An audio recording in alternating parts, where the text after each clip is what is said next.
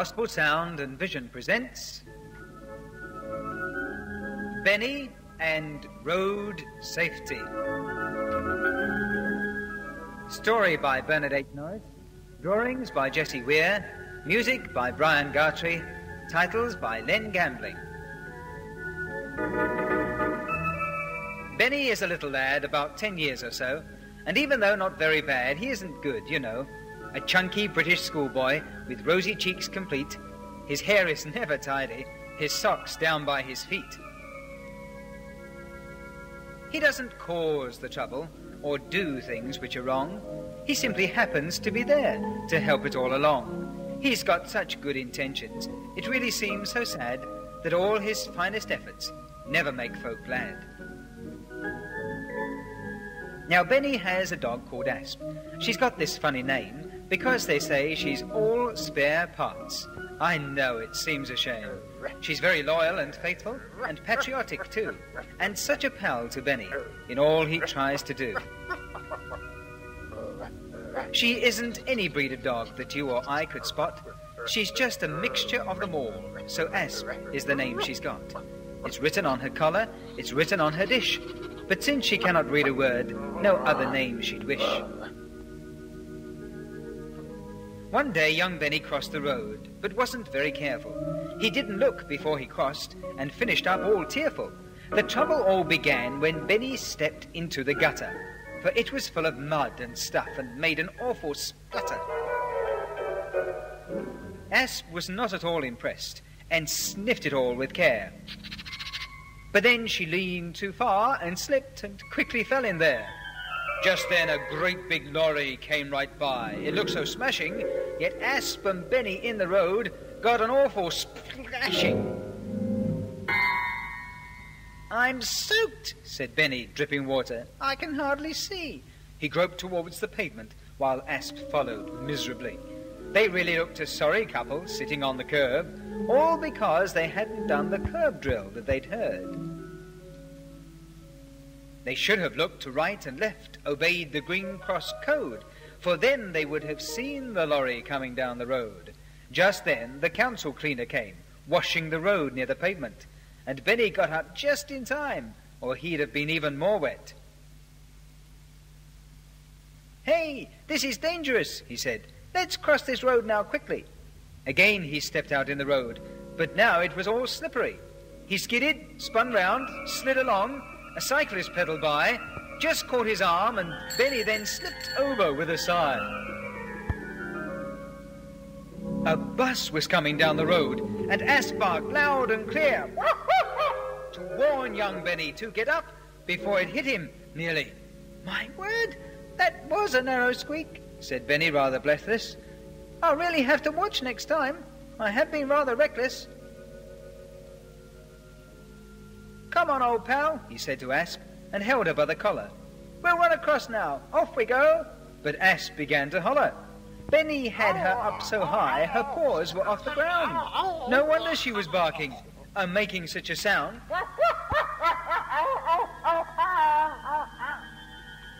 Benny realized the trouble, stopped to let her down, right in the middle of the road.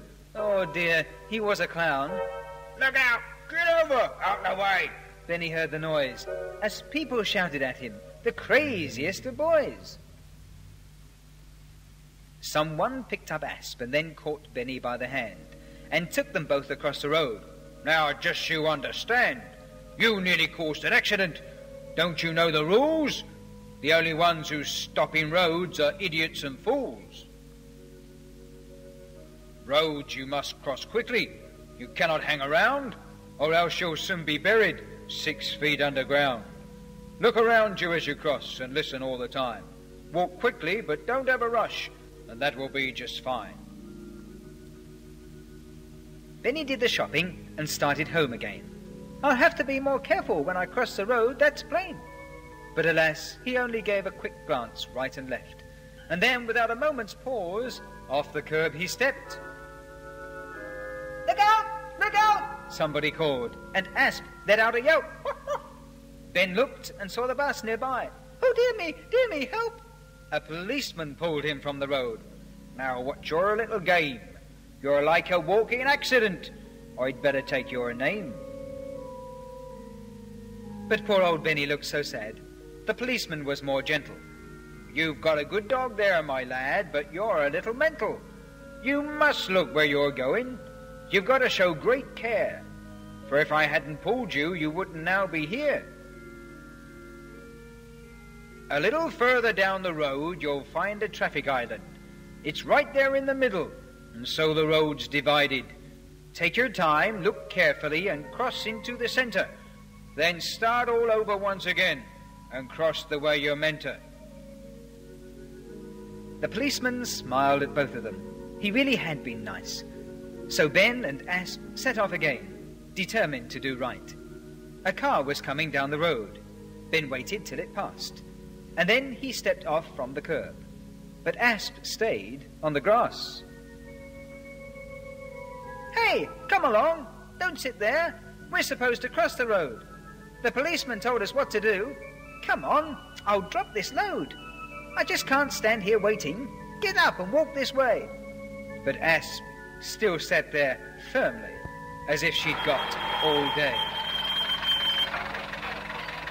Get out of the road, you stupid boy. What are you doing there? A hand came down upon young Ben and pulled him by the hair. A moment later, Ben was back upon the curb nearby. Oh, hey, that hurt, poor Ben called out. You should have heard his cry. The burly man looked angry. It serves you right, my lad. Standing there right in the road, you must be raving mad. My taxi nearly knocked you down while you were there daydreaming. To stand there in the road like that just hasn't any meaning. But I was waiting for my dog. She simply wasn't moving. I couldn't go without her, so that's why I stood there calling. You silly thing. You can't stand in the middle of the roadway. Your part's the pavement, that's for you, not standing in my car's way. The rule is roads for traffic and pavements are for people. To cross a road is dangerous, and you seem to be feeble. Your mind must just be weak, I think. It doesn't seem to know that once you step into the road, across it you must go. I'm sorry, sir. I'll take good care. I'm going home right now, and I won't stand there in the road. I understand that now. Yet Asp still sat there watching. She had so much to see. She didn't want to go home yet, and sat there happily. Benny decided there and then he should have had a lead. That would have been much better. A piece of string I need. I'll tie it round her collar, and then we'll be okay. Everywhere I want to go, she will then obey. Now, Benny's pockets always hold a store of special things, and you won't be surprised to learn, in one of them, some string. He tied it to Asp's collar. She looked at Ben and smiled. Ben smiled back. He loved his dog. He'd walk with her for miles. It's all right now. Just come with me. I'll hold the other end. And now I'm watching where I go. On that you can depend. He'd wandered from the island, though, and now was by some meters, with cars parked there. He couldn't see the road, just someone's features. The traffic warden pounced on him. Hey, is this your car? Oh, no, I'm only standing here. But she replied, Aha, then where's your mother? She's not here. Your father, then? At work. Well, whose car is this? Tell me that. She nearly went berserk. I just don't know. I've no idea. I'm only here, you see, to cross the road. That's all. Please, miss. Really, honestly. Stuff and nonsense. Think I'm dull? Cross the road just here? With these parked cars? Pooh, think again. I won't take that idea. Don't you know your highway code? Of course you do, I know. I won't believe a tale like that. To cross here is no go. I'm not as daft as you seem to think. I know a thing or two, and I'm not taken in by stories, not for the likes of you. I don't know what your game is, so just you move along and take your mongrel with you. Go on, be gone. Benny jumped, then ran away, with Asp along as well. They ran till they were safe from her, as far as they could tell. Come on, Asp, let's hurry home. We'll get across just here. But here was a busy crossroads, which was hardly ever clear. Crossroads are never easy, even with traffic lights, and this one hadn't any. To cross here wasn't right. "It's okay, Asp. It's all right now. Off we go, old girl." But Asp could see another car. Her mind was in a whirl. "It isn't safe," she barked at Ben, then sat down on the pavement. Ben tugged the string, but still she sat. Then Ben too saw the danger. "I know, we'll find some traffic lights. Now that's the safest place." He set off quickly down the road at quite an alarming pace. Asp ran along behind him, while Benny looked around, and then at last he saw them, the traffic lights he'd found. "Good, they're red and yellow. I think it's time to go. For if I'm right, they'll next be red, and then it's safe, I know." But Ben was wrong, and as he moved, with Asp close at his heel, he saw a car swing out and round, and heard the tires squeal. Ben felt a hand upon him. It pulled him from the road and lifted him to the pavement, still holding his shopping load. "My lad, what are you doing? Those lights are green to go, and so the traffic's moving fast. Your lights are red, you know." "I'm sorry, sir," said Benny. I must have got them wrong. I thought it was okay to cross and green was coming on." The policeman frowned. "Look here," he said. "You've got to get this right. You can't mix up your colours when you come to traffic lights. The rules are fixed. They can't be changed. The green's before the red. And if you think it's otherwise, you're going to end up dead.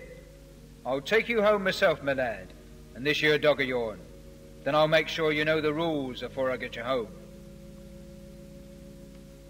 First, find a proper place to cross. Some lights, a traffic island. A proper crossing place is best, and then just wait a while. Stand at the curb, look right, then left, and then look right again. Then only start to cross the road if all is clear and plain. You must make sure that you can see, so parked cars you must miss. Just move along to somewhere clear and where no danger is. Now when you cross the road, be sure to look and listen well. Your eyes and ears you need to use, for they will danger tell. Don't hang around. Cross over fast. Don't run, but just move quickly. Go straight across. Be quick and straight. Obey these rules now strictly." Ben and Asp were home at last. "Thank you, policeman, sir. I won't forget all that you've said and where the dangers were." At church, that very Sunday, the preacher spoke about the dangers that are in our road if we just hang about. If we're to get to heaven, we've a busy road to cross, and many souls just fail to start, and that's the greatest loss. Benny sat amazed at this.